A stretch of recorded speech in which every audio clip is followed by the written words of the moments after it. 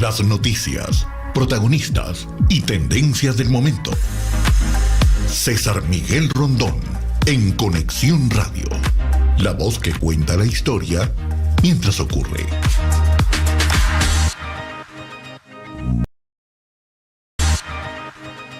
Muy buenos días. Son las 9 en punto de la mañana de este viernes 8 de diciembre del año 2023. Y en este momento, a las 9 en punto de la mañana, usted está sintonizando en Conexión Radio por Éxito 107.1 FM en Miami, la emisora del sur de Miami, Territorio Éxitos. Usted también nos puede escuchar donde quiera que se encuentre en su teléfono celular, gracias a la aplicación Actualidad Media Group. Esta aplicación usted la puede descargar de manera gratuita en su celular.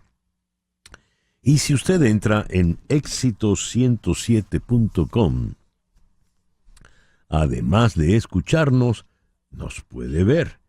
Así que recibo el saludo de Leonardo Contreras desde Brasil, felicitando a su hija Melanie, que cumple 20 años y está en Islandia. Feliz cumpleaños, Melanie, qué lejos.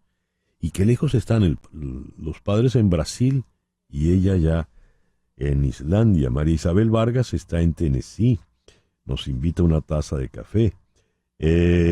Juan José Africano Olivo en Nueva York, Henry Moreno Hernández en Atlanta, Carlos Cuevas en Filadelfia, el Nava en Caracas. Él dice que ayer hubo un sismo de 4.6 en la costa venezolana. Saeda Bon está en Orlando. Andrés González está en la Nevada San Juan de Terranova, en Canadá.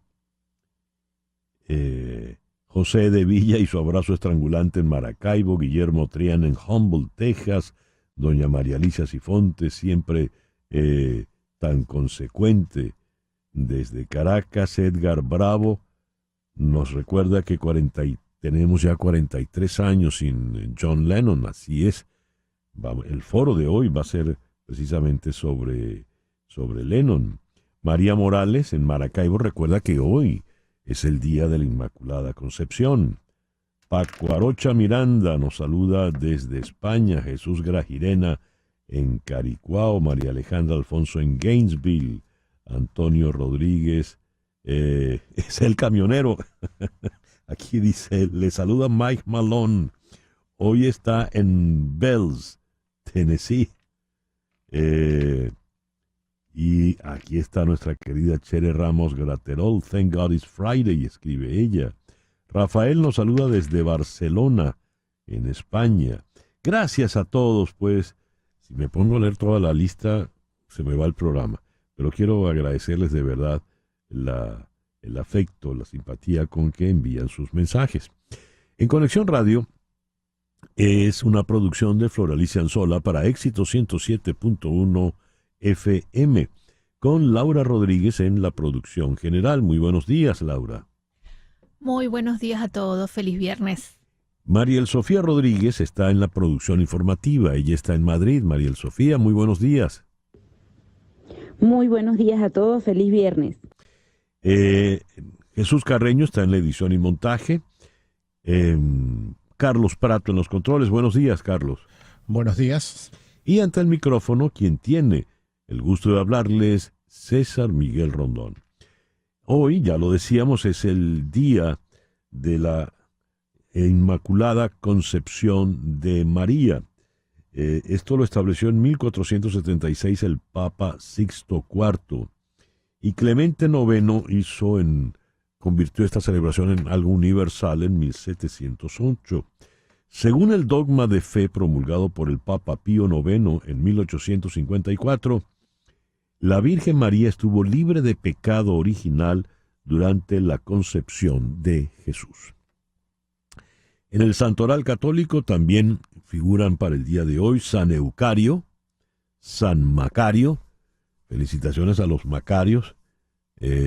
A mí ese nombre me trae muy gratos recuerdos por un personaje que inventé, que era el fiscal Macario. La anécdota es muy buena. En esa novela, El Sol Sale para Todos, Cruzita era espiritista. La madre, que lo hacía Eva Blanco, era la madre de la protagonista, Magdalena, que era Hilda Carrero, que en paz descanse. Y ella se encomendaba a un fiscal, el fiscal Macario. No teníamos imagen del fiscal y no se me fue ahorita el nombre, creo que era Chuo, el utilero, en el estudio, y le pusimos una gorra y una corbata y esa era la imagen del fiscal Macario. Y luego la gente empezó a reproducir la imagen como si en efecto fuese, en fin, la magia de la televisión. Aunque usted no lo crea, hay un santo llamado Patapio, y es el día de San Patapio y también de San Romarico. Así se llama el santo. En el calendario astrológico de Enrico Mariani para el día de hoy, tenemos que la luna va a menguar todo el santo día en Libra, la luna de la paz y el equilibrio, pero a partir de las 10:35 de la noche entrará menguante en Escorpio, y en Escorpio va a permanecer por todo el fin de semana. La luna de Escorpio es la luna de las cosas ocultas, es la luna de las bajas pasiones, es la luna de los muertos, es la luna... es la luna también de los misterios, es la luna de los espías, es la luna para que usted renuncie a lo que tenga que renunciar, es la luna para arrancar de raíz todo aquello que no sirva. Por lo pronto, luna menguante en Libra, sol en Sagitario, este viernes 8 de diciembre del año 2023. Hoy es el Día Mundial del Bartender. El amigo de todos. En fin, el Día del Bartender se celebra en otras fechas del año, el 6 de febrero, 24 de febrero y 17 de abril. Yo creo que el Día del Bartender se celebra para los amigos del bartender todos los días. A ver, repasemos nuestra agenda para el programa del día de hoy. La directora de comunicación del Fondo Monetario Internacional, Julie Kozak, afirmó que Argentina y el nuevo gobierno del presidente Milei necesitan un banco central fuerte y creíble para reducir la inflación. Y esto va en contra de lo que pregonó durante la campaña electoral el señor Milei, quien dijo que había que eliminar el Banco Central. Esto lo vamos a abordar con el economista Fernando Marrul en Buenos Aires. En Ámsterdam vamos a conversar con la internacionalista Elsa Cardoso. El Consejo de Seguridad de Naciones Unidas se reúne hoy a puertas cerradas para abordar el conflicto territorial entre Venezuela y Guyana. Esto lo abordaremos con la doctora Cardoso. El expresidente Donald Trump está apelando a un fallo que encontró que él no es inmune al enjuiciamiento penal, ya que se le acaba el tiempo para retrasar o incluso descarrilar un próximo juicio por cargos que planeó para anular los resultados de las elecciones del 2020. Los abogados del señor Trump presentaron un aviso de apelación ayer indicando que impugnarán la decisión de la jueza de distrito Tanya Chutkan de rechazar la oferta de Trump de descarrilar el caso. Esto, que suena muy complejo, pues complejo jurídicamente, lo vamos a abordar con el doctor Frank Quintero Jr. Él es abogado penalista, tanto en las Cortes Federal como estatal aquí en Florida. En la ciudad de Moscú vamos a conversar con la socióloga e historiadora Elena Bogush.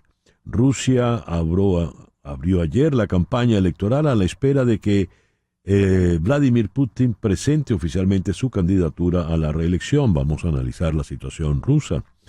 En Boston está la doctora Marianela Herrera, quien ha sido incorporada recién como miembro de número de la Academia Venezolana de Medicina. Presentó un trabajo de investigación y datos existentes y el plan de respuesta humanitaria. Con ella vamos a hablar de esto. En Caracas vamos a conversar con Roberto Patiño, Él es un joven dirigente político de Primero Justicia y cofundador de la ONG Mi Convive, que celebra su 10º aniversario. Conversaremos de esta ONG y de la situación política en Venezuela. Y como había dicho nuestro amigo el oyente Bravo, se cumplen 43 años del asesinato de John Lennon. A ello vamos a dedicar el foro. Y he invitado a Leonardo Aranguibel, vicepresidente de producción en Disney y un bitlómano de primera línea. Así que vamos a repasar lo que han sido estos 43 años sin Lennon. ¿Qué fue Lennon? Lennon habría cumplido el pasado 9 de octubre 83 años. Ese será pues nuestro programa para el día de hoy. Repasando las efemérides de este 8 de diciembre. En 1863, Abraham Lincoln emite su proclamación de amnistía y su plan para la reconstrucción del sur. En el 8 de diciembre de 1886 nació Diego Rivera, pintor líder del movimiento muralista mexicano, esposo de Frida Kahlo. El 8 de diciembre de 1941, Estados Unidos y la Gran Bretaña le declaran la guerra a Japón.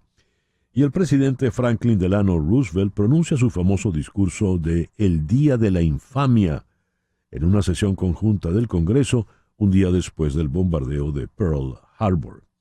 Hoy está cumpliendo 70 años. Kim Basinger saltó a la fama en los años 80 en películas como Nunca digas nunca jamás, donde era una chica Bond, 9 semanas y media. Batman. Ganó un Oscar como actriz de reparto por ¿cómo el que se llamaba? Hollywood. Bueno, ahorita ya Laura me va a decir cómo se llamaba la película. Hush, Hush, Hush, que estaba Danny DeVito, Kevin Spacey, en fin. El 8 de diciembre de 1965 en el Vaticano se clausura el Concilio Vaticano II bajo el papado de Pablo VI. Este concilio lo había iniciado el Papa Juan XXIII y es el momento pivotal donde nace pues la Iglesia Católica moderna, contemporánea. El 8 de diciembre de 1966, Estados Unidos y la Unión Soviética firman el tratado para prohibir las armas nucleares en el espacio exterior. El 8 de diciembre de 1978, a los 80 años, fallece Golda Meir. Fue la primera y única mujer primera ministra de Israel de 1969 al año 74. Ella había nacido en Kiev, ella era ucraniana. Y recién hay una serie protagonizada por Helen Mirren, extraordinaria, sobre la vida de Golda Meir. El 8 de diciembre del año 2012, aquí está LA Confidential. Gracias, Laura. El 8 de diciembre del 2012, Hugo Chávez hizo su última aparición en público. Vino desde Cuba a Caracas, fue desde Cuba a Caracas, y se sentó en el medio, tenía a un lado a Nicolás Maduro y al otro a Diosdado Cabello. Y allí fue donde, como si él fuera un rey o un emperador, le cede el poder a Nicolás Maduro y lo hace delante de Diosdado Cabello como para que no quedase ninguna duda. Han permanecido los rumores de rivalidad entre ambos hasta el sol de hoy. En fin. Y esto parece que fue hace ya mucho, o que fue ayer, mejor dicho. El 8 de diciembre del año 2019 se inicia la epidemia de neumonía por coronavirus en China. Y al año siguiente, el 8 de diciembre del 2020, en el Reino Unido, se vacuna la primera mujer en el mundo. Era una señora de 90 años y se vacunó con la vacuna de la Pfizer. El 8 de diciembre de 1865 nació el gran compositor finlandés Jan Sibelius. El 8 de diciembre de 1887 nació el maestro Vicente Emilio Sojo. El 8 de diciembre de 1943 nació Jim Morrison. Hani Martínez Ward, tu abogada de accidentes. Hani, muy buenos días, ¿cómo estás? Muy buenos días. Y bueno, si es tu abogada de accidente a la hora que sea, 24/7. Cuando tengas un accidente, si eres la víctima, te podemos ayudar. Y eso es lo que hacemos en nuestras oficinas. No ayudamos, nunca hemos trabajado para la compañía de seguro, no ayudamos al culpable, solamente nos dedicamos a ayudar a las víctimas de accidente. Y por eso es que hemos sido tan exitosos en ganar compensaciones monetarias altas. De hecho, en este año ganamos un caso que se hizo nacional, lo he dicho varias veces, un caso de una persona involucrada en un accidente y pudimos obtener por las lesiones graves que tuvo más de $100 millones.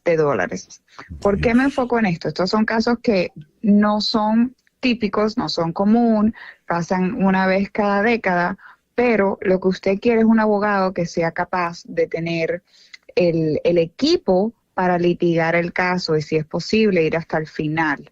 Así que no se conforme con un abogado a lo mejor pequeñito, un abogado que hace un poquito de todo, familia, inmigración, bancarrota. A la hora del accidente usted va a tratar con seguros y los seguros necesitan saber que usted tenga abogados litigantes para pelear hasta el final. Es una cifra impresionante, $100 millones. Muy impresionante porque la persona quedó obviamente gravemente afectada, pero no podemos decir mucho del caso porque es confidencial, obviamente, pero sí lo decimos porque fue un récord nacional. En más de 10 años no había una firma de abogados que obtuviera esta cantidad de compensación para un cliente. Y lo más importante es que no nos vencimos, o sea que fuimos hasta el final, por dura que sea la pelea.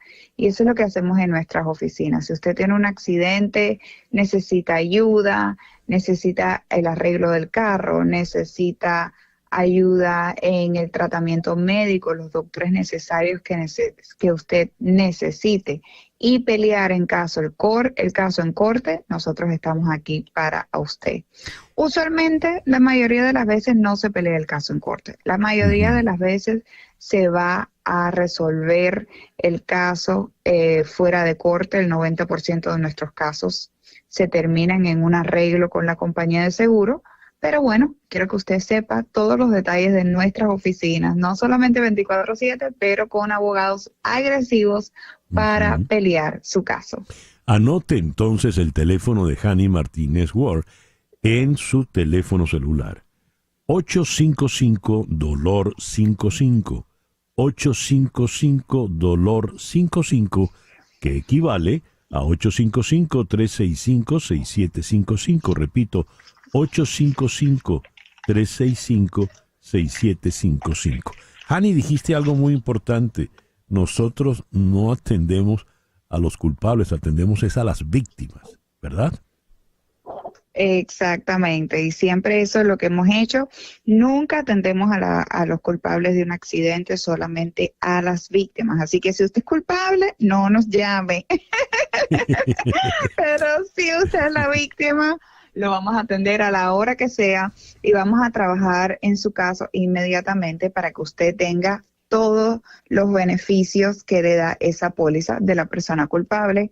Ya que usted es la víctima, se debe recuperar, se debe enfocar en su salud y no en todos estos procedimientos legales y estas tardanzas muchas veces con las compañías del seguro.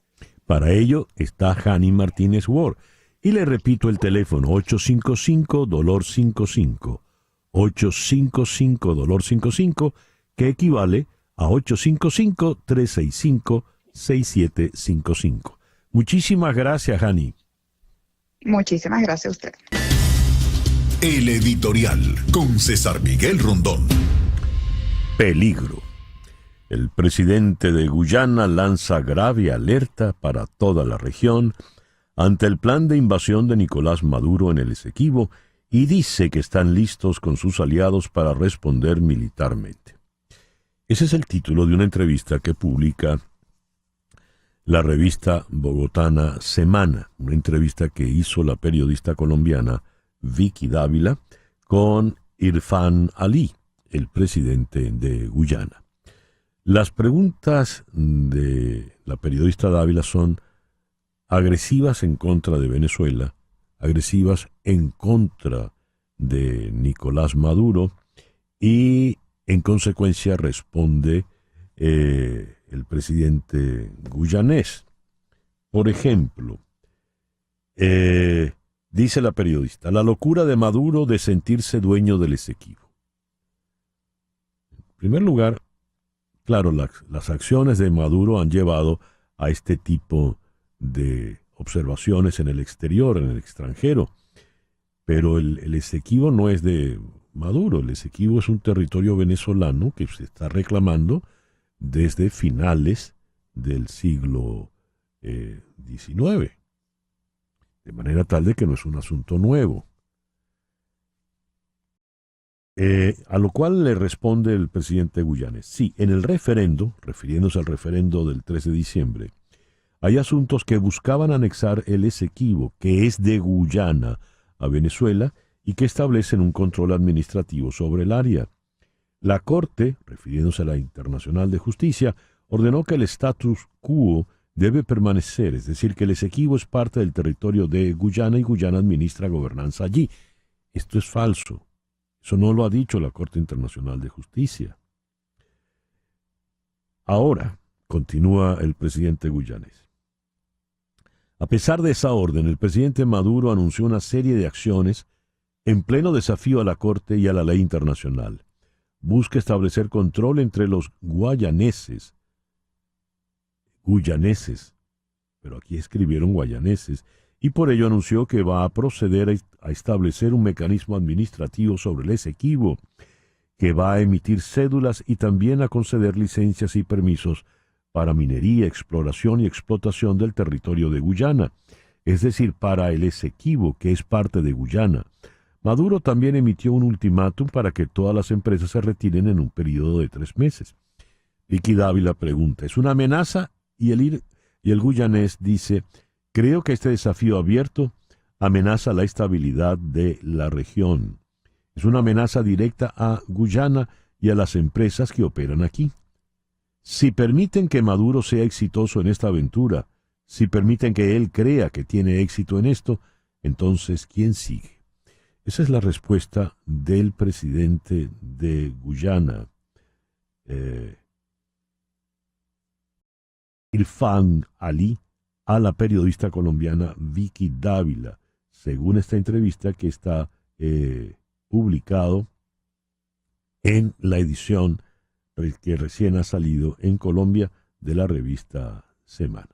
Es muy, muy fuerte en contra de Nicolás Maduro, muy fuerte en contra de Venezuela, porque ni la periodista ni el presidente guyanés hacen distinción entre el gobierno de Venezuela y los pareceres y criterios de los venezolanos, y para nada hay ninguna referencia a los hechos históricos sobre el territorio Esequibo.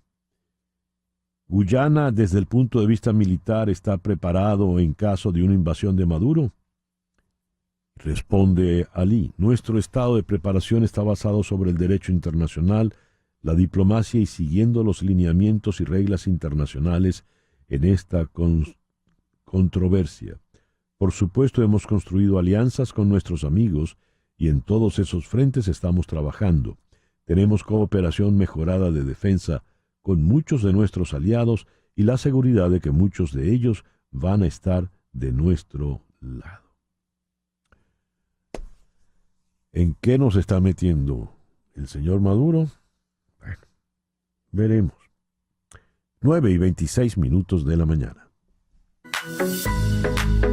Continuamos en breve con César Miguel Rondón en Conexión Radio por Éxitos 107.1 FM. Estamos en Conexión Radio con César Miguel Rondón. Son las 9:30. Contratar los servicios de un abogado de inmigración es un asunto serio porque establecerse en Estados Unidos requiere de trámites que debes realizar solo con abogados de mucha experiencia y conocimiento del sistema. Y ese es el caso de las abogadas de Canelo Fadul Immigration.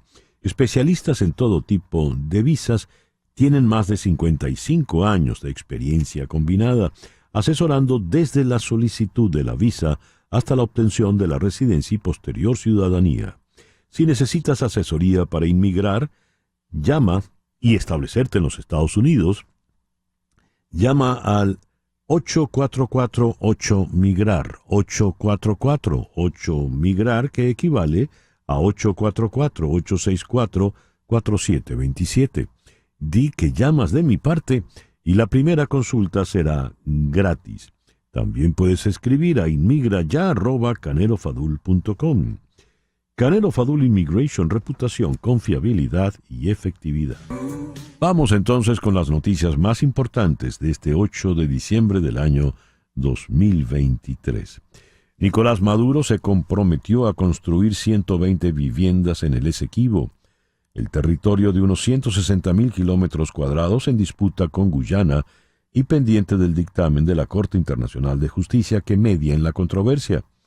Según anunció el mandatario a través del canal de televisión estatal VTV, se construirán 120 nuevas viviendas en San Martín de Turumbán, al borde del río Cuyuní, para el pueblo esquivano venezolano, su vivienda digna.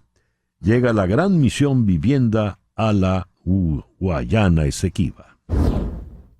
El Mercosur advirtió ayer a la Venezuela de Nicolás Maduro sobre su plan para anexionarse 2/3 partes de Guyana y empezó a sondear la posibilidad de abrir conversaciones con China frente a las dificultades para cerrar un acuerdo comercial con la Unión Europea. Los líderes del bloque suramericano se reunieron en la ciudad de Río de Janeiro para una cumbre semestral también marcada por la histórica incorporación de Bolivia como quinto miembro pleno de la Unión Aduanera y la firma de un acuerdo comercial con Singapur. No queremos guerras aquí en América del Sur. No necesitamos guerras, no necesitamos conflictos. Lo que necesitamos es construir la paz. Eso lo dijo Luis Ignacio Lula da Silva en la apertura del encuentro. La administración del presidente Joe Biden anunció que está estudiando la posibilidad de incautar patentes de algunos medicamentos fabricados con financiamiento gubernamental si considera que sus precios son demasiado altos. Así se desprende de un comunicado emitido por la Casa Blanca en el que se explica que esta nueva política permitiría al gobierno otorgar licencias adicionales a terceros para dichos productos farmacológicos, si el titular de la patente no los ofrece al público a un precio razonable. Esta actuación sería posible debido a los llamados derechos de intervención del Ejecutivo, y para aplicarlos se tendrían en consideración factores como si las farmacéuticas están explotando un problema de salud o seguridad para lucrarse. En una audiencia en la Cámara de Representantes, la Casa Blanca condenó a los presidentes de universidades que dudaron sobre si los llamados a genocidio estaban permitidos según las reglas del campus. Es increíble que sea necesario decir esto. Los llamamientos al genocidio son monstruosos y antitéticos a todo lo que representamos como país. Eso dijo el portavoz del presidente Biden, Andrew Bates. La presidenta de Harvard, Claudine Gay, aclaró la confusión, entre comillas, sobre su testimonio en un comunicado el pasado miércoles, diciendo que, cito, los llamados a la violencia o al genocidio contra la comunidad judía o cualquier grupo religioso o étnico son viles, no tienen lugar en Harvard, y aquellos que amenazan a nuestros estudiantes judíos tendrán que rendir cuentas. Fin de la cita. La presidenta de la Universidad de Pensilvania, Liz McGill, publicó su propio video de disculpa aclarando su posición, después de que el gobernador de Pensilvania, Josh Shapiro, sugiriera que la Junta Universitaria considera reemplazarla después de la audiencia. Hunter Biden fue acusado formalmente de 9 cargos fiscales en California el pasado jueves mientras se intensifica una investigación del fiscal especial sobre los negocios del hijo del presidente en el contexto de las inminentes elecciones del 2024. Los nuevos cargos, 3 delitos graves y 6 delitos menores, se suman a los cargos federales por armas de fuego en Delaware que alegan que Hunter Biden violó una ley que prohibía a los consumidores de drogas tener armas en el año 2018. Anteriormente se esperaba que se declarara culpable de delitos fiscales menores como parte de un acuerdo de culpabilidad con los fiscales que dijeron que no pagó impuestos sobre $4 millones en ingresos personales en 2017 y 2018.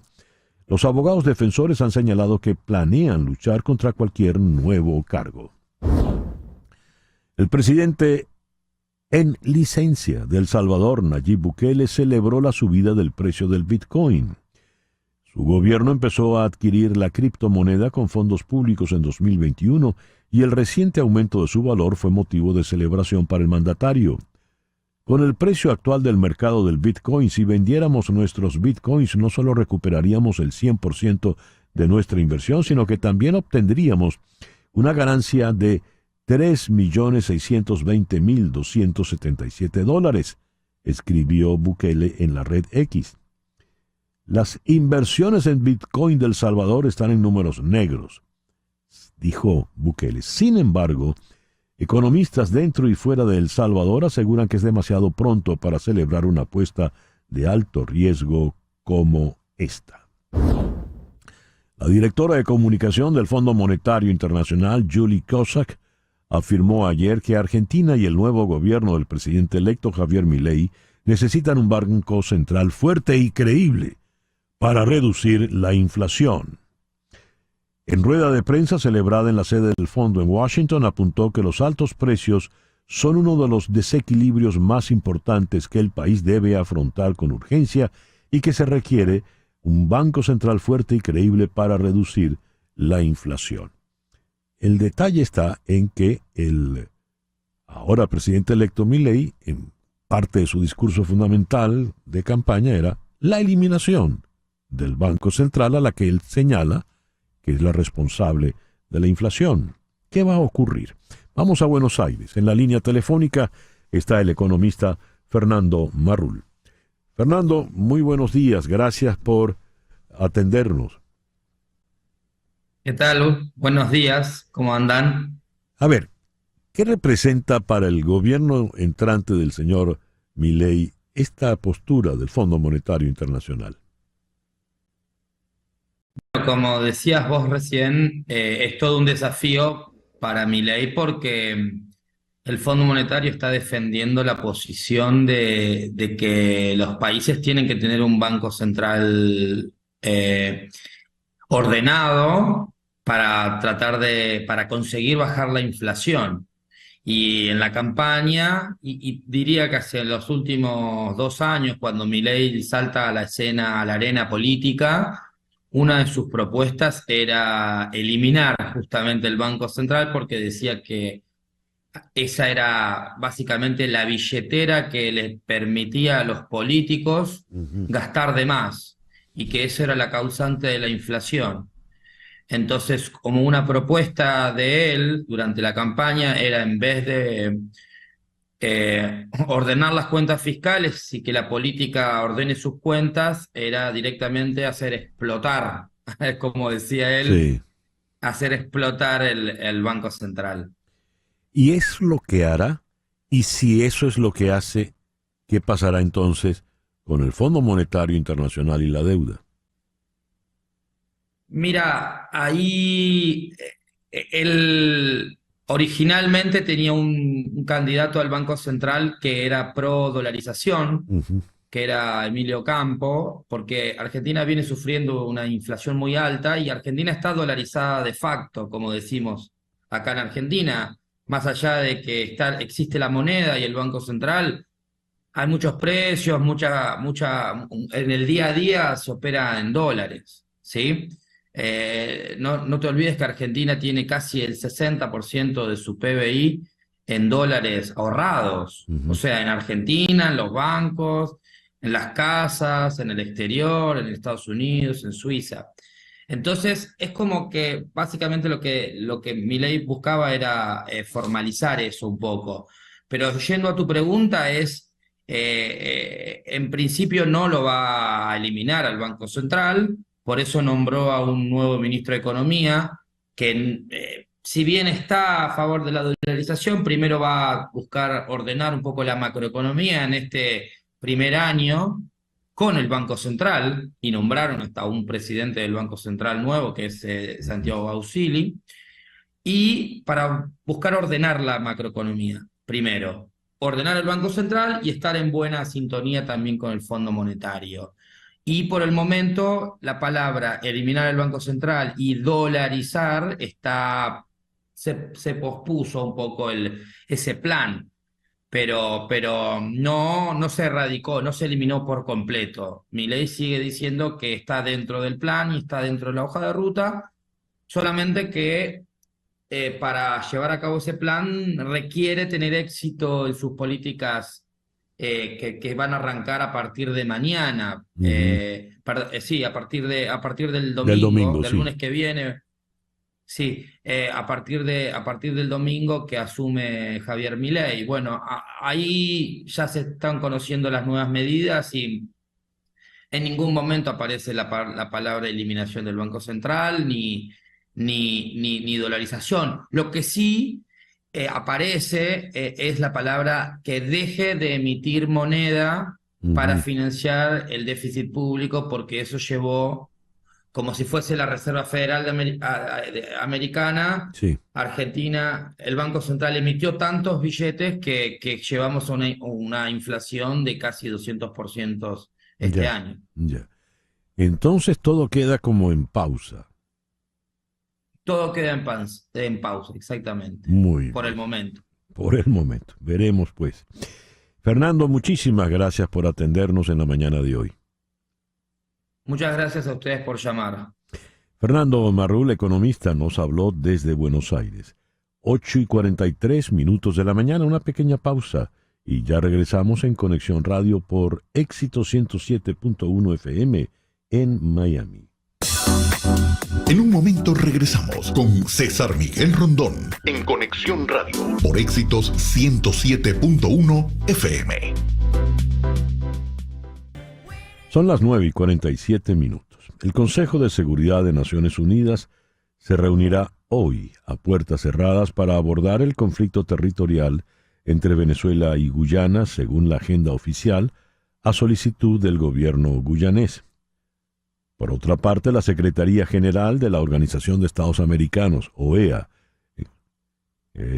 encabezada por Luis Almagro, tildó ayer de ilegal e ilegítimo el referendo sobre el Esequibo convocado por Nicolás Maduro en Venezuela. Almagro pidió al Consejo Permanente de la OEA convocar una reunión extraordinaria para discutir posibles medidas para mitigar las tensiones entre los dos países suramericanos. ¿A qué punto nos está llevando este conflicto? ¿A dónde vamos? Vamos a consultar la opinión de la doctora Elsa Cardoso, internacionalista. Ella está en la ciudad de Ámsterdam. Elsa, muy buenos días, gracias por atendernos. Estás en mute, Elsa. Sí. A ver. Ajá, buenos días, muy ahora bien. sí. Ahora sí te escucho. Elsa, a ver, ¿a dónde nos está llevando este conflicto? Oye, a terreno complicado, y preocupante, porque, digamos, esto tiene muchas aristas, ¿no? Uh-huh. Yo, pues, en lo inmediato, la mayor y más grave complicación la veo en la situación doméstica venezolana, porque no puede uno dejar de considerar que por muy legítima que sea y siga siendo la reclamación venezolana sobre el territorio Esequibo, ha estado siendo utilizada políticamente y se ha convertido en un gran pretexto para, por lo pronto, servir a medidas represivas que anuncian que, digamos, que contienen malos augurios, ¿no?, para el proceso electoral del año que viene y suponen un esfuerzo especial interior nacional de los demócratas venezolanos para actuar frente a la arremetida, ¿no?, que se está perfilando. Y luego internacionalmente esto no solo suma adversarios al gobierno venezolano en ese terreno, sino que también complica la sustancia misma de la reclamación venezolana, ¿no? Porque se están rompiendo canales de comunicación y de negociación que deberían mantenerse, y todo indica que no se está atendiendo el tema jurídico. No ha habido la preparación suficiente ante la Corte Internacional de Justicia, ¿no? Pero lo que sí es seguro, más allá de eso, que uno supone que no hay la preparación suficiente, no se han visto los argumentos, no se vieron en el pasado. De hecho, uno podría decir que esto terminó en manos de la Corte como terminó entre el año 2018 y el año 2020 por descuido de la posición venezolana en proponer otro medio distinto a los buenos oficios y dejar todo esto, correr esta ola, ¿no?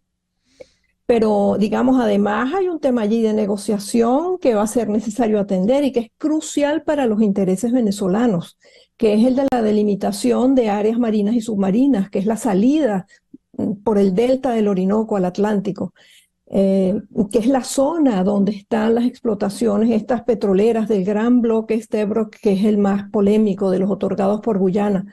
De modo que yo veo esto andar por mal camino. Y si se añaden los temores de una escalada ya en otros términos, ¿no?, que pudiera llevar a incidentes, a lo mejor no necesariamente buscados, pero incidentes que desencadenan violencia entre los dos países, pues bueno, mucho peor, ¿no? Esta reunión del Consejo de Seguridad, ¿qué puede determinar? La pregunta la hago porque en una declaración reciente, gruesa, fuerte, del presidente guyanés Irfan Ali a la periodista Vicky Dávila en la revista Semana, habla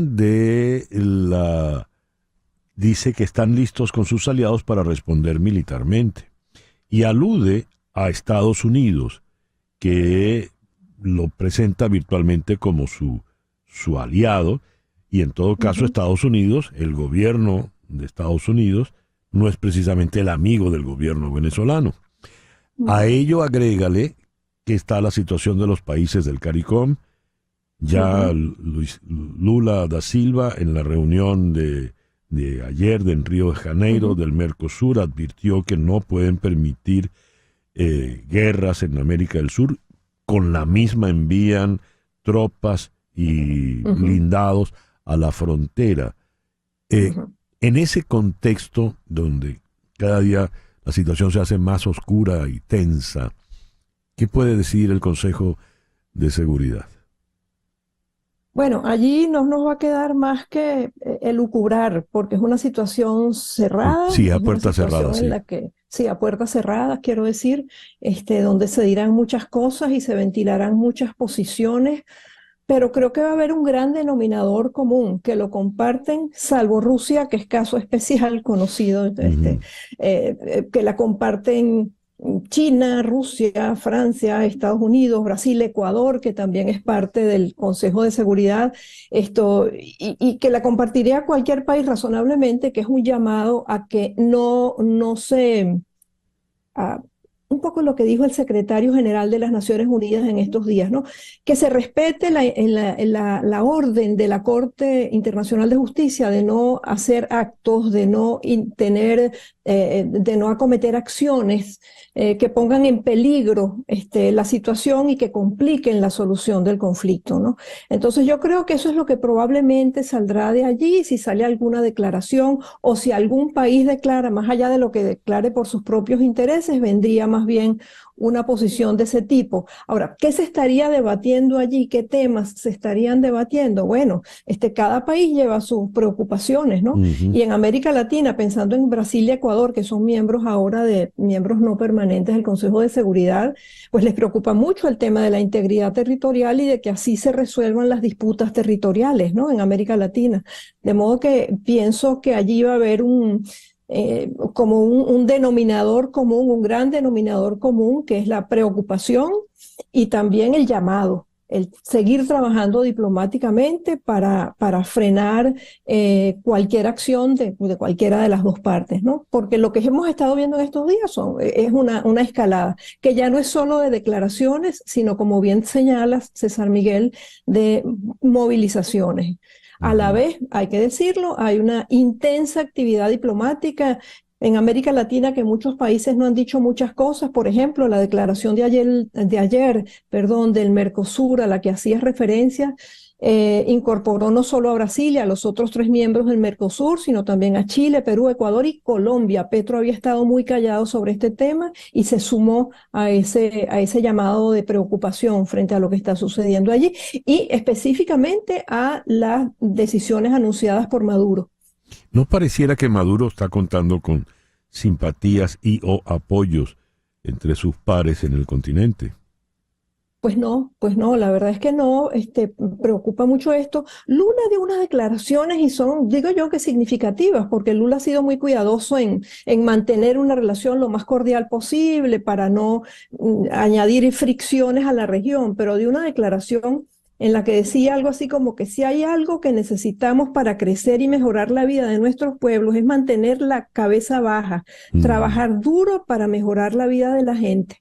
Es decir, y no pensar en pelearnos, no inventarnos historias. Esa fue la declaración de Lula ayer o anteayer. Entonces, esa es la situación, una situación muy desfavorable a toda esta arremetida del gobierno de Maduro. Lo preocupante, en verdad, lo que yo decía al principio, es que todo esto no debería distraer del mar de fondo de esto, que es el tema de las elecciones del año que viene y la arremetida contra las condiciones, contra condiciones que hagan que esas elecciones sean verdaderamente libres y significativas. En efecto.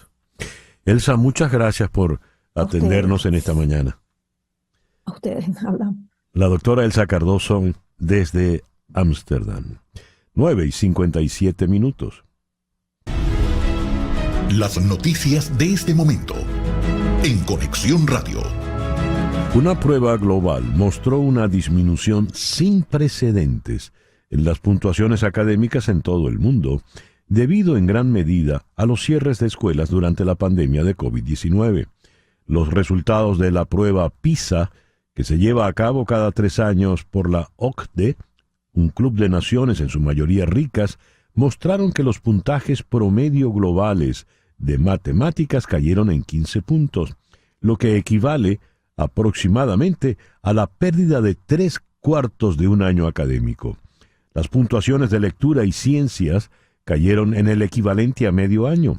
Aunque los resultados de los exámenes cayeron bruscamente en Europa y los Estados Unidos, los estudiantes en general en Asia continuaron progresando, con Singapur liderando las clasificaciones generales. Pasando a otros asuntos, el expresidente Donald Trump está apelando un fallo que encontró que él no es inmune al enjuiciamiento penal, ya que se le acaba el tiempo para retrasar o incluso descarrilar un próximo juicio por cargos que planeó para anular los resultados de las elecciones del 2020. Esto tiene que ver con la decisión de la jueza Chutkan, designada por el presidente Obama, quien dijo a principios de mes que Trump no tenía ningún tipo de inmunidad. ¿Qué ocurre ahora?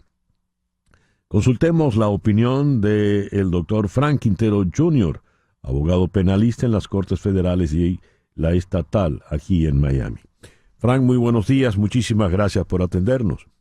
Gracias, César, por la invitación. Este programa siempre es tan informativo que siempre me gusta participar. Gracias.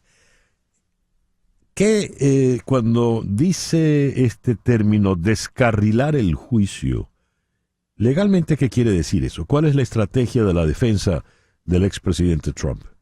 Bueno, primero, descarrilar el juicio es simplemente una pausa de lo que es el caso completo.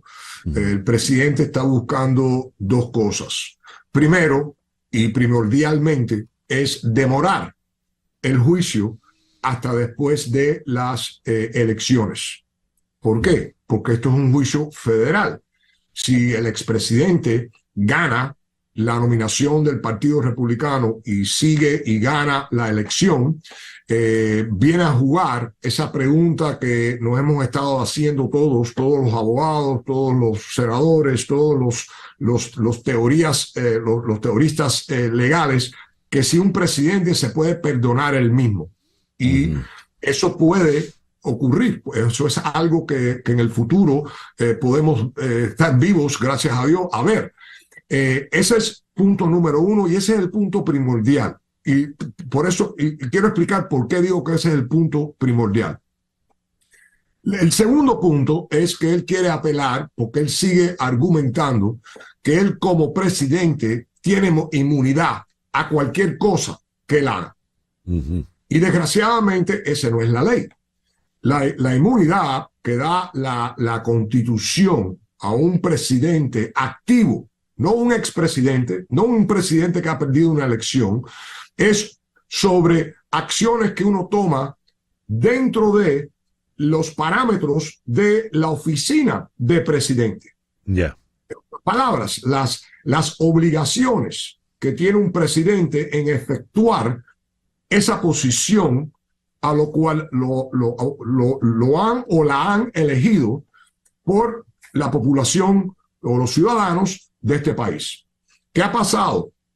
Que ese argumento que él ha presentado ya más de una vez ha sido rotundamente rechazado por todos los jueces que han oído el argumento y han dicho en una forma casi uniforme que sí, un presidente tiene inmunidad sobre actos y acciones que tomó dentro de su posición como presidente. Ahora, las acciones de la cual este expresidente lo acusan son actos y acciones que están completamente fuera de sus obligaciones como presidente. Entonces, todo esto es, en mi opinión, todo esto es un plan para demorar el comenzamiento de este juicio. Y sí, hay veces que los jueces pueden pausar un caso, pero eso es bien raro. Él va a tener que pedirle una pausa a la jueza esta en Washington. La jueza se lo va a negar, va a pedir que la Corte de la Apelación o la Corte de Apelación le dé o mejor dicho, ordene a la jueza que pause el juicio, que también lo va a perder, y entonces va a aplicar a la Corte Suprema para que la Corte Suprema trate de ordenar que el juicio se pause. ¿Okay? Ese es el plan. Y en la Corte Suprema él contará con ese voto, seguramente, ¿no? Bueno, mire, yo como abogado siempre me ha gustado pensar que nosotros no tenemos jueces republicanos ni jueces demócratas. Tenemos jueces, ¿ok? Algunos son más conservadores que otros son más liberales que otros, pero en el final me gustaría pensar, ¿ok?, que los jueces deciden los casos basados en la evidencia y la ley. No qué partido el acusado pertenece, ¿me entiendes? Ahora, veremos a ver. En mi opinión legal, no hay ninguna razón para ninguna pausa de este juicio, porque el juicio puede seguir caminando. La Corte de Apelación puede tomar una decisión antes de marzo, que creo que es la fecha del juicio de Washington, si no estoy equivocado. Creo que el juicio está en este momento puesto para comenzar en marzo del 2024. La Corte tiene casi 4 meses para decidir este argumento, que es un argumento solamente. ¿Tiene inmunidad o no tiene inmunidad? Ya. Bien, veremos y ojalá los jueces sean tal cual como usted, Frank, lo ha dicho, ¿no? Jueces, no puestos por este o por el otro. Vamos a ver. Veremos a ver, César. Sí, esperemos. Siempre en mi trabajo, siempre me sorprendo de las decisiones algunas veces de los jueces. No me voy a caer para atrás, como dicen los americanos, no, I'm not going to fall back con la decisión, ¿me entiendes? Muy bien. Frank, muchísimas gracias por atendernos en la mañana de hoy. Gracias por la invitación, César. Que tengan buen día y muchas felicidades a todos y a nuestros oyentes. Muchas gracias. El doctor Frank Quintero Jr. es abogado penalista en la Corte Federal y en la Corte Estatal acá en Miami. 10:05 de la mañana, una pequeña pausa y ya regresamos en Conexión Radio por Éxito 107.1 FM en Miami. Una pausa y regresamos con César Miguel Rondón en Conexión Radio. Son las 10:10 de la mañana de este 8 de diciembre del año 2023. Como nos escribió un oyente, se están cumpliendo 43 años sin John Lennon. John Lennon salió aquel 8 de diciembre de su apartamento en el edificio Dakota frente a Central Park en Nueva York y un joven desquiciado, Mark Chapman, le vació 5 disparos en el cuerpo porque quería quitarle la fama que tenía Lennon para tenerla él. Eso evidentemente solo puede existir en una mente perturbada, distorsionada. Lennon, en ese momento, acababa de cumplir 40 años, los había cumplido en octubre. Tendría hoy 83, pero se fue joven. Y se fue cuando empezaba a producir en grande. Al fondo suena Happiness is a warm gun, la felicidad es un arma caliente. Leonardo Aranguibel, productor, escritor, director de cine y televisión, ejecutivo de cine y televisión, y vitrómano, y amigo mío. Leonardo, gusto saludarte en la mañana de hoy. Gracias por atender la invitación. Muchísimas gracias a ti y a todo tu equipo, César, por invitarme. Siempre es un honor estar aquí y además dejaste para el final una de las cosas de las que más me siento orgulloso, que soy tu amigo y me consideras tu amigo. De verdad es un honor para mí. Gracias, igual. A ver, ¿quién era John Lennon? Bueno, John Lennon hay muchas maneras de describirlo. La gente, por supuesto, lo recuerda como una de las figuras más importantes de la cultura popular del siglo XX, una de las más influyentes, diría yo también, y contribuyó con su obra en el pequeño y lamentablemente corto periodo de vida que le correspondió a transformar muchísimo la cultura en muchísimos sentidos. Cuando yo siempre le digo, a veces cuando converso con amigos, con jóvenes, con los amigos de mis hijos, hoy día damos por sentado muchísimas cosas que vemos en la cultura popular, en el mundo de la música, en la industria discográfica, en muchísimas cosas, incluso en las maneras de vestir, de peinarse, de hacer cosas del mundo entero, y las damos por sentadas porque pensamos que el mundo siempre fue así, pero no siempre fue así. Siempre hay alguien que a la vanguardia, que transforma las cosas, y John Lennon fue uno de ellos.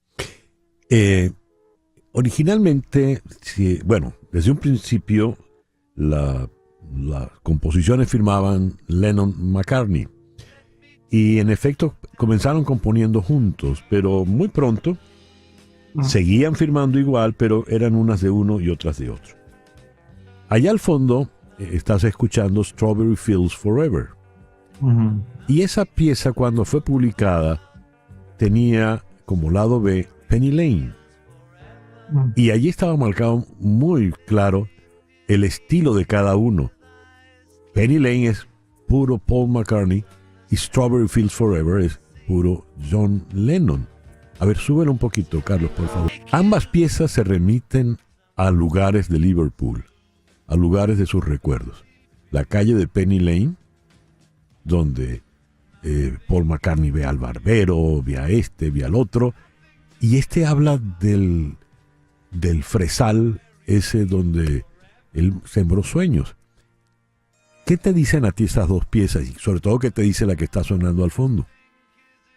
Bueno, primero tengo que decir que me alegra mucho que hagas referencia a lo que es considerado en el mundo de la música como el mejor single de la historia, porque tiene dos canciones extraordinariamente influyentes, sí, y además éxitos ambas, y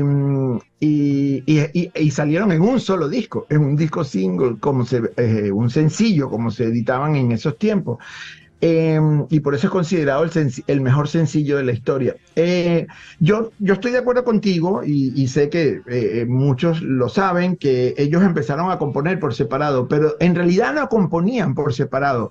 En realidad, la influencia que tenía el uno sobre el otro era tan grande que lo que componía, aunque lo compusiera por separado, Paul o John lo hacía en conexión con lo que hacía el otro, y este es el mejor ejemplo, el que tú acabas de poner, porque Strawberry Fields Forever se lo mostró en maqueta, interpretándolo con su guitarra, John al resto del grupo, como siempre hacían para escoger las canciones, y a Paul le causó una impresión muy grande. Le dijo, esa es la mejor canción que he oído, la mejor canción que has compuesto, le dijo a John, y entonces él se vio como impulsado a componer una cosa que tuviera ese nivel, pero desde su lado. Lo que quiere decir que si él probablemente no hubiera escuchado Strawberry Fields Forever de la manera como lo escuchó y con la influencia que John tenía sobre él, probablemente a lo mejor Penny Lane le hubiera salido en otro momento, pero sí, Penny Lane es una respuesta a la otra, es decir, están compuestas entre los dos las dos canciones. Que, como te decía, son curiosamente dos lugares puntuales, sí, existentes, que sí existieron de verdad. Sí. Siguiendo en esto, para muchos Paul es el más prolífico, pero John era siempre la imagen, el sello Beatle. Cuando conocen e intercambian con Bob Dylan es determinante en ellos, y de allí a Lennon le sale este tema, El hombre de ningún lugar, que no sé por qué, será por la condición en la que nos encontramos ahora, tú y yo y tantos compatriotas, se asume como un poco personal, ¿no? En ese nivel, intelectualmente, en la manera de perfilar las cosas, el polémico era Lennon, ¿no? Cuando dijo aquella declaración de somos más populares que Cristo, entonces la gente se puso furiosa porque se estaban comparando con Cristo, y lo único que quiso decir él, aclaró, no, yo lo que quiero decir es que somos más populares que Cristo en su momento, en fin. Pero ¿quién era Lennon desde ese punto de vista? Bueno, yo creo que a mí siempre me ha parecido que John Lennon era lo que podríamos llamar un animal creativo, atendiendo muchísimo a su intuición, atendiendo muchísimo a lo que al estado de ánimo, al momento, a las cosas y obviamente cosas como esas declaraciones que a veces eran introspectivas, obviamente son consecuencia de lo otro, pero por eso es que yo creo que eso es una dupla única en la historia de la música, porque Paul, mucho más estudiado, mucho más académico, con mucho más conocimiento de la cultura y de la música popular que les precedía a ellos, y John era mucho más animalmente creativo, y entonces esa combinación hacía que se mezclaran los dos estilos y era perfecta, porque se complementaban. Y nuevamente vuelvo al punto que planteaste antes. A pesar de que separaran los estilos, es decir, que separaran las composiciones, terminaban trabajando en conjunto y combinando esos dos estilos personales. Obviamente Lennon fue el líder durante casi toda la existencia de los Beatles, más o menos hasta el final, pero él era Miren esto, eran unos adolescentes, cuando se conocen él tenía 16 años y tenía una banda, y Paul tenía 15 años y quería estar en una banda. ¿Quién es el macho alfa, digamos, para decirlo? Sí. Era él, sin ninguna duda, y siempre lo fue, y todos lo seguían a él. Él era el líder de la banda. Paul lo reconoció siempre. Hablando de seguirlo a él, aquí está esto: Come Together Over Me, del último disco que abría fuegos precisamente con ese tema, y quedó perfectamente inmortalizado, ¿no? Esa pieza, por cierto, es ese periodo de la vida en el que John Lennon empezó a involucrarse muchísimo con la política, y él escribió ese tema como un pequeño eslogan musical para un líder, un activista de la psicodelia en Estados Unidos, como para ayudarlo en su campaña. Luego nunca lo utilizaron para eso, y él decidió completarlo como una canción, y entonces hicieron Come Together. Y tienes razón, ese es el disco de Abbey Road, que es la última grabación que hicieron los Beatles en conjunto, aunque no es el último disco que sale a la venta. Y la gente, digamos, por confusión, cree que el último disco fue el álbum de Let It Be, pero eso fue un álbum editado posteriormente. Sin embargo, había sido grabado casi un año antes de Abbey Road. De Abbey Road. Voy a dejar para concluir esta conversación, que por mí podría durar unas cuantas horas más. Voy a dejar lo último, que trae como título una sugerencia muy curiosa: Ahora y entonces. A ver, Carlitos. La computadora no quiere terminar el programa.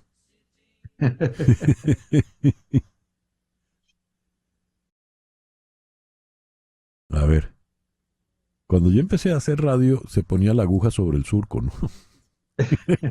Y no había problema. Bien, mientras logramos que suene Now and Then, se encontró. Fue una grabación de cassette, y gracias a las maravillas que se logran hoy en día, pues se montó esto, que es muy significativo, porque voy a dejarte allí la última pregunta ya a manera de conclusión. Now and Then, ahora y entonces. En el ahora, pensando en aquel entonces, ya son 43 años sin Lennon, ¿qué ha ocurrido? Bueno, digamos, el mundo ha seguido reconociendo, creo yo, el trabajo, la obra de arte de ellos en su momento, y que 63 años después de que empezaran a tocar en Hamburgo, o 60 años después de que empezaran ya como los Beatles a ser conocidos en el mundo, todavía estamos oyéndolo. Esa canción en particular, hay una cosa muy hermosa sobre eso. La última vez que Paul y John hablaron, John se despidió de Paul en su casa, ahí precisamente en Dakota, y le dijo: querido amigo, piensa en mí de vez en cuando, now and then. Piensa en tu viejo amigo. Y esas son las últimas palabras que antes de publicar esta canción ya las había contado Paul, que fue la última vez que lo vio, y hay otra anécdota que involucra a Carl Perkins y tal, pero en todo caso esas son las últimas palabras que él escuchó en vida, en persona. Tal vez hablaron por teléfono luego, pero esa fue la última vez que hablaron, le dijo eso. Y me pareció una hermosa coincidencia que 43 años después, muy probablemente ese tema lo escribió John pensando incluso en esas palabras, o era algo que le estaba dando vuelta en la cabeza antes de morir. Y el cassette ese que tú dices, hermosamente, decía afuera, for Paul, para Paul.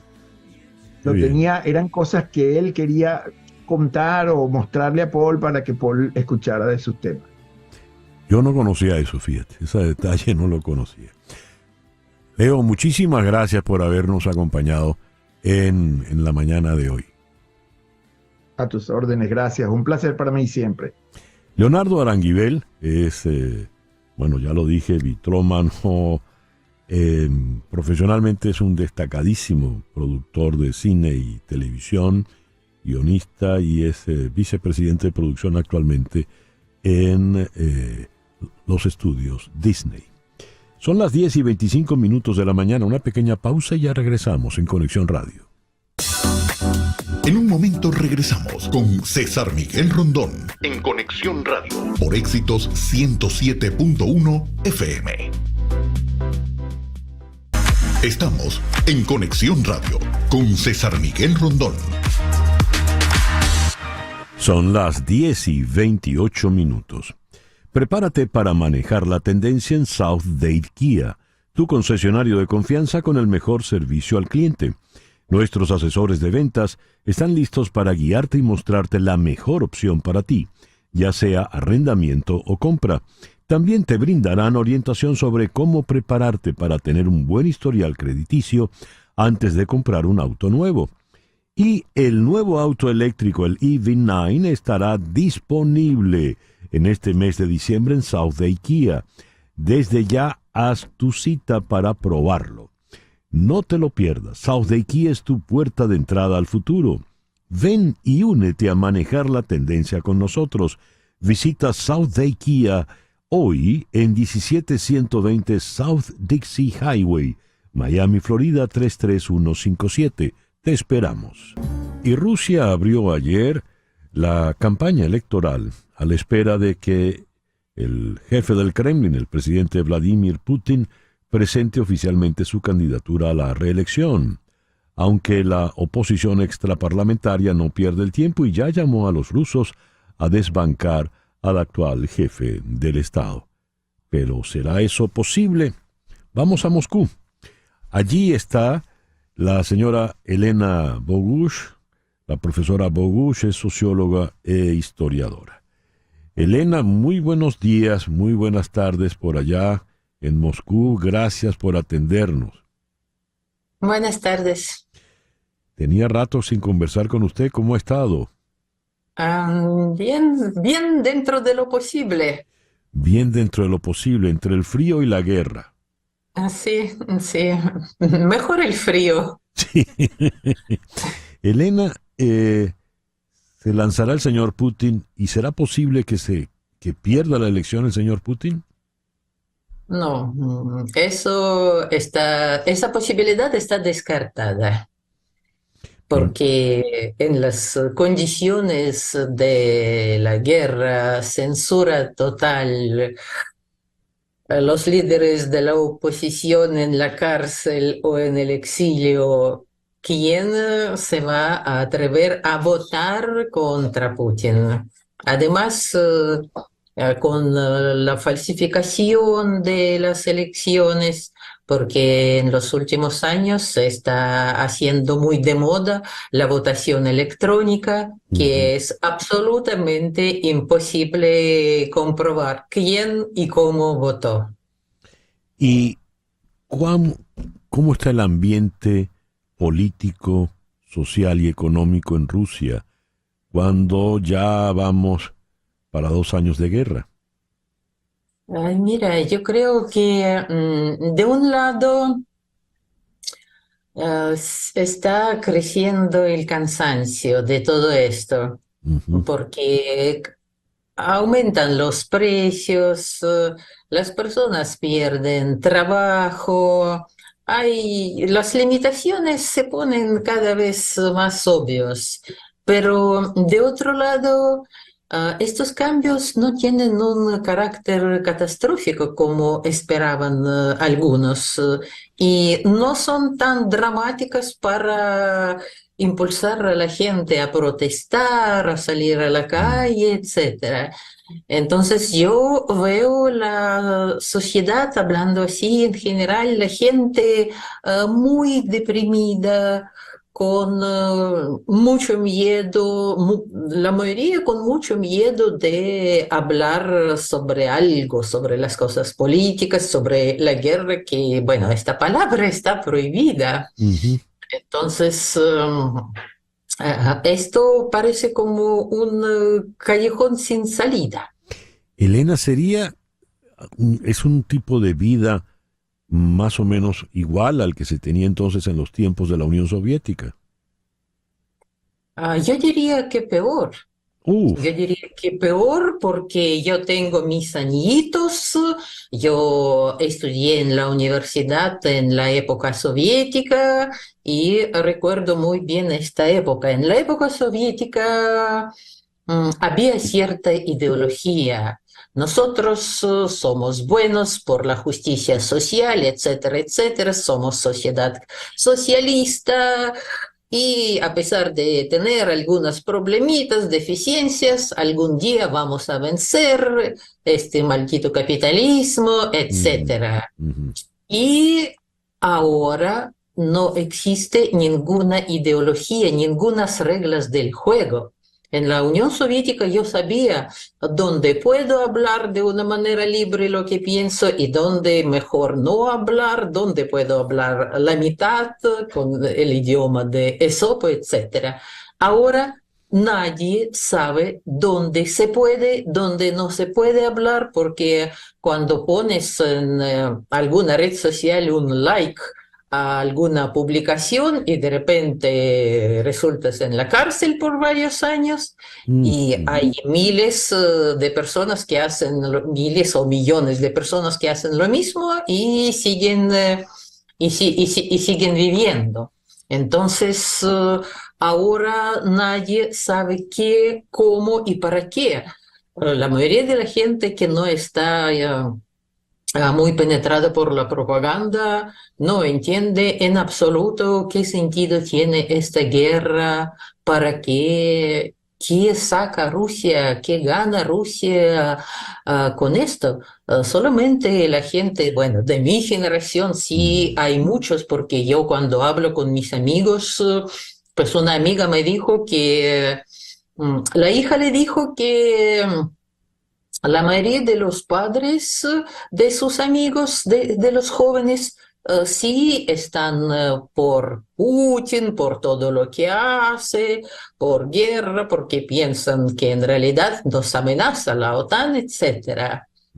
Entonces, hay también mucha diferencia entre la generación joven y mi generación, diríamos así, pero los jóvenes también están muy desconcertados. Claro. Están en contra, pero ellos nacieron, o bueno, nacieron un poco antes, pero vivieron toda la vida con Putin y no tienen idea, no tienen ninguna experiencia de participación en la vida social, política, etcétera. Bueno, o muy pocos le tienen. Entonces también están desorganizados. Ya. Qué cuadro tan complejo el que nos ha pintado usted, Elena. Y penoso, ¿no? Penoso sin duda. Muchas gracias por atendernos, Elena. Siempre es un placer conversar con usted. Bueno, gracias a ustedes. Hasta luego. Hasta luego. La profesora Elena Bogush es socióloga e historiadora y nos habló desde la ciudad de Moscú. Vamos ahora a la ciudad de Boston, donde está la médico venezolana Marianela Herrera. Ella es doctora en nutrición, con énfasis en el área de seguridad alimentaria y políticas públicas. Es miembro del CENDES de la Universidad Central de Venezuela y recién ha sido incorporada como individuo de número a la Academia Nacional de la Medicina de Venezuela. Lo primero, enhorabuena, querida Marianela. Felicitaciones. Muchísimas gracias, César. Debo corregir algo. No es individuo de número, sino miembro correspondiente nacional número 30. Ah, bueno, ya, pero... para el individuo de número todavía me faltan unos añitos. A ver. Para tener el sillón me faltan unos añitos. Bueno, pero ahí vas. Ahí voy, en esa trayectoria voy. Ya me metí en el camino. Muchas gracias por las felicidades. Has presentado un trabajo sobre brechas en investigación y datos existentes y el plan de respuesta humanitaria. ¿Qué quiere decir esto, Marianela? Fíjate, esto expresa realmente una gran parte de la preocupación existente en Venezuela. por parte de las organizaciones de la sociedad civil, el mundo académico, los diferentes actores que hacemos vida en el trabajo humanitario. Y yo me considero al final una persona que llegó casi prestada al mundo humanitario porque yo soy investigadora, soy médico y soy docente universitaria, es decir, yo no estaba metida en el mundo humanitario, pero ciertamente se necesitan datos, se necesita estructura para planificar una respuesta, una tamaña respuesta humanitaria como la que necesita el país. De ahí que ante la ausencia de data oficial actualizada y la existencia de data alternativa académica de la sociedad civil, de sector privado y de otras fuentes, ¿verdad?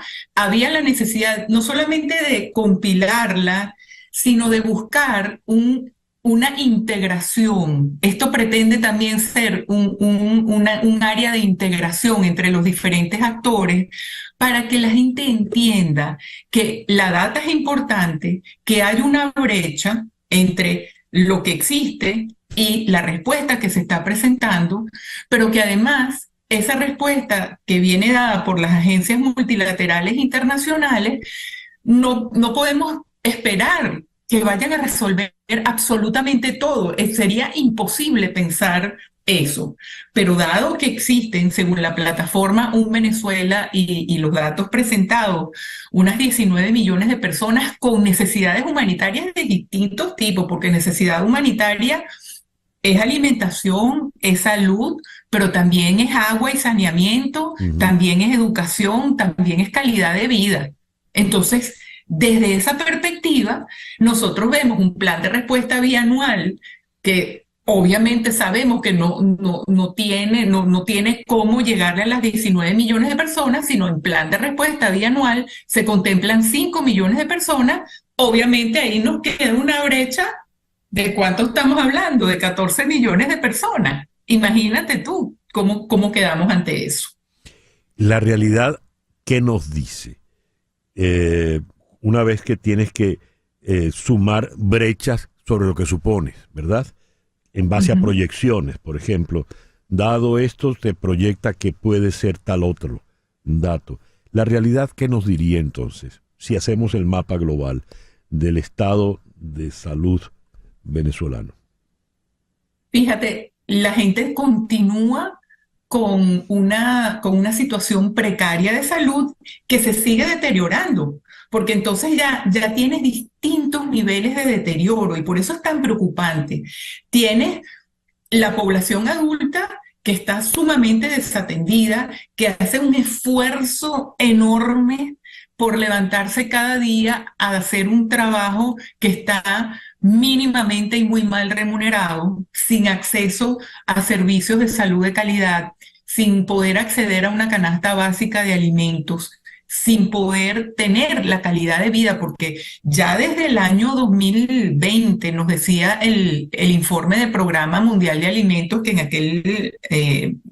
aquel año se había realizado y que logró colocar a Venezuela como el cuarto país en el mundo que iba a necesitar ayuda externa para solventar la situación de inseguridad alimentaria de sus ciudadanos, ¿no? Entonces, realmente allí hay una, y en términos de lo que hoy en día se denomina la policrisis, que es la complejidad del escenario donde sí, no tienes salud, pero es que tampoco tienes agua, pero tampoco puedes acceder a alimentos, pero es que el calentamiento y los cambios climáticos entonces hacen que las inundaciones se llevaron tu precaria vivienda, ¿verdad? Y seguimos entonces acumulando problemas en distintos niveles que van a requerir atención aquí. Entonces, tienes el problema de los adultos, pero también tienes el efecto acumulado sobre las futuras generaciones que vas a tener que atender de manera inclusive preventiva para que ese daño no se siga acumulando y no se transforme en un daño irreversible que después requiera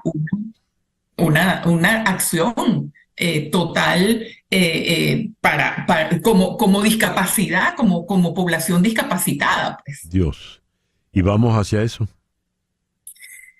si no se toman las medidas que hay que tomar, que serían las intervenciones adecuadas, y hemos hablado mucho de cómo abordar esto, ¿no? Y de allí también el trabajo presenta un marco referencial de propuestas de políticas para la emergencia, donde tenemos que, por ejemplo, tomar en cuenta y hacer el brinco hacia las propuestas de salud y las propuestas en alimentación que tengan un marco referencial dentro de los derechos humanos de las personas, porque esto todo tiene que hacerse con dignidad, con respeto a la persona humana que tenemos enfrente. Y llegó el momento entonces de decir, bueno, tenemos estos niveles, el nivel individual, que permite tener una agencia individual y una independencia, una capacidad individual que se conecta con el nivel relacional y más adelante social, comunitario, nacional, que nos permita entonces atender dentro de todo este marco logístico, porque cuando uno ve la logística, que es otra cosa que está muy, muy deteriorada en Venezuela, la logística humanitaria, las maromas que hay que hacer para que lleguen los insumos al operador de campo, por ejemplo. ¿Cuántas maromas hay que hacer para pagarle el sueldo de su trabajo al operador de campo que está enfrente, en primera línea con la gente, ¿verdad? Haciendo los talleres, haciendo la promoción de salud, explicando que aunque no tienes agua te tendrías que estar lavando las manos, y cómo priorizar eso? ¿Cómo le haces llegar un dinero a esa persona? Es muy complicado. Ya lo veo. Marianela, muchísimas gracias y de nuevo enhorabuena. Muchísimas gracias, César, por esta oportunidad y por tus bellas palabras. En fin. Marianela Herrera, la doctora Marianela Herrera desde Boston. 10:45, ya regresamos.